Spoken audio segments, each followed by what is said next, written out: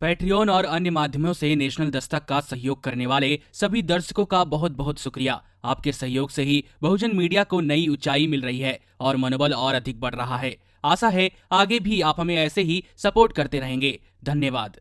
2 दिन पहले प्रधानमंत्री नरेंद्र मोदी ने देशवासियों को संबोधित करते हुए देश में मौजूदा स्थिति को देखते हुए 20 लाख करोड़ रुपए के आर्थिक पैकेज की घोषणा करी। इस पैकेज को लेकर विपक्षी पार्टियों की तरफ से प्रतिक्रिया आई। कांग्रेस नेता कपिल सिब्बल ने कहा कि एक्सपर्ट्स की माने तो यह केवल 4 लाख करोड़ रुपए का ही है। वहीं तृणमूल कांग्रेस से ममता बनर्जी ने इसकी निंदा की और इस पैकेज में राज्यों के लिए कुछ नहीं होने की बात कही है। वहीं सरकार की तरफ से लाए गए इस पैकेज को लेकर कई एक्सपर्ट्स ने अपनी राय दी है। विश्व बैंक में पूर्व इकोनॉमिस्ट कौशिक बसु ने बताया कि इससे ज्यादा अहम यह होगा कि लॉकडाउन से किस तरह से निकलते हैं। उन्होंने कहा कि सिर्फ टैक्स में राहत देना ही काफी नहीं है, गरीब लोगों को कैश दिया जाना चाहिए। हालांकि इसके चलते महंगाई भी बहुत नहीं बढ़नी चाहिए।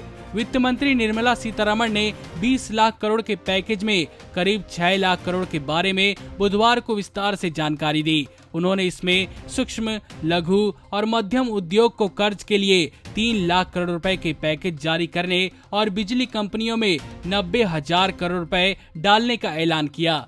सरकार की तरफ से जारी किए गए इस पैकेज को लेकर CRISIL रिसर्च की डायरेक्टर ईसा चौधरी ने कहा, 3 लाख करोड़ रुपए की गारंटी के जरिए कैश के संकट में फंसे MSME सेक्टर को लोन के तौर पर नकदी मिल सकेगी। हालांकि इससे क्रेडिट कल्चर के खराब होने का भी रिस्क है। बैंकर्स के पास खोने के लिए कुछ भी नहीं है और इस तरह आपात राशि जारी करने से जोखिम बढ़ सकता है। वहीं दूसरी ओर इस पैकेज के बारे में अर्नेस्ट एंड यंग इंडिया के chief policy adviser DK Shrivastava ने बिजनेस टुडे से बातचीत में कहा, यह पैकेज मुख्य तौर पर क्रेडिट गारंटी के प्रावधानों पर आधारित है, जिसका सरकार के खजाने पर कम ही असर होगा। इसके अलावा अगर कोई डिफॉल्ट होता है तो सरकार को नुकसान उठाना पड़ेगा। यंग इंडिया के चीफ के पॉलिसी एडवाइजर ने कहा कि अगर बिजली कंपनी डिफॉल्ट करती है तो ऐसे हालातों में राज्य सरकारों को यह बोझ झेलना पड़ेगा।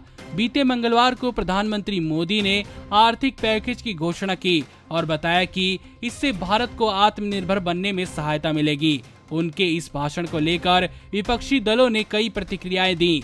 कांग्रेस नेता व देश के पूर्व वित्त मंत्री P चिदंबरम ने आर्थिक पैकेज को केवल एक हेडलाइन की तरह बताया। वहीं तृणमूल सांसद महुआ मोइत्रा ने उनके भाषण में तानाशाही की झलक बताया।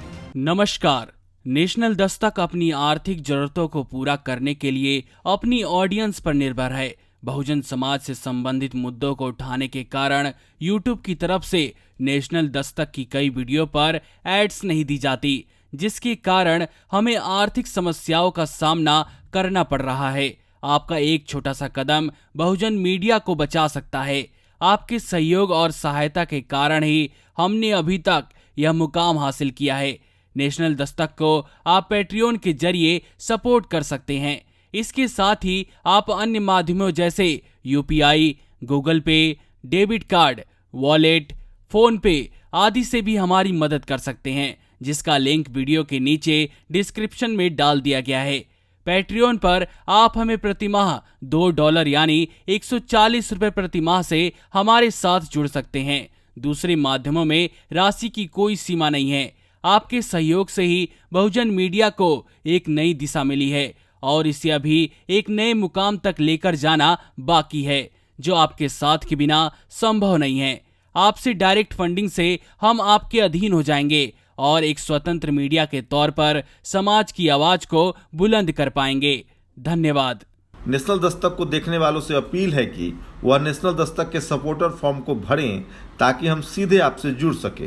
नेशनल दस्तक की आपसे गुजारिश है कि अगर इसको बचाना चाहते हैं तो नेशनल दस्तक को सब्सक्राइब करने के लिए रेड कलर के सब्सक्राइब बटन को दबाएं, फिर बेल आइकन की घंटी दबाएं। नेशनल दस्तक को बचाने के लिए बहुत जरूरी है कि हर खबर को शेयर करें, लाइक करें, कमेंट जरूर करें।